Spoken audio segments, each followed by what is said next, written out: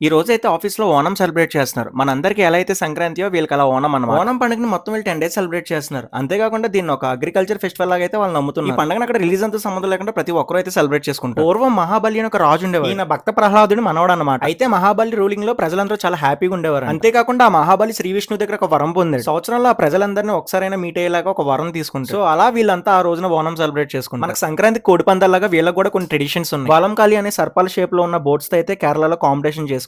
పైగా అది పంబా నది. ఇంకా పూలతో డెకరేట్ చేసిన రంగులీస్ అయితే అల్టిమేట్ అని చెప్పొచ్చు. మనం మన ఫెస్టివల్స్ కి వినాయకుడిని ఎలా పూజిస్తాము, వీళ్ళు కూడా అలాగే వామన రూపంలో ఉన్న శ్రీ మహావిష్ణువుని అయితే పూజిస్తారు. ఇంత చెప్పిన తర్వాత కూడా మీకేం అర్థం కాకపోతే just get the hell and heaven sir. Rangoli competition లో మా టీం ఫస్ట్ అవడానికి లాస్ట్ కి చాట్ జీపీటీ హెల్ప్ తీసుకున్నాం. అయినా సెకండ్ వచ్చాం. ఇంకా అక్కడే లంచ్ చేసాం. మన ఫుడ్ తో కంపేర్ చేయదు కానీ వాళ్ళ ఫుడ్ కూడా బానే ఉంది. ఇంకా మన ఫ్రెండ్స్ ఉన్నారు కదా అని అయితే ఒక కాంపిటీషన్ లో పార్టిసిపేట్ చేసాం. ఇంకెప్పట్లాగానే మన ఫ్రెండ్స్ మనకి దెబ్బేసి ఇదంతా షూట్ చేసి ఎడిట్ చేయడానికి నాకు 1 డే టైం పట్టింది. కొంచెం సబ్స్క్రైబ్ చేసి వెళ్ళొచ్చుగా. ఉంటా బాయ్.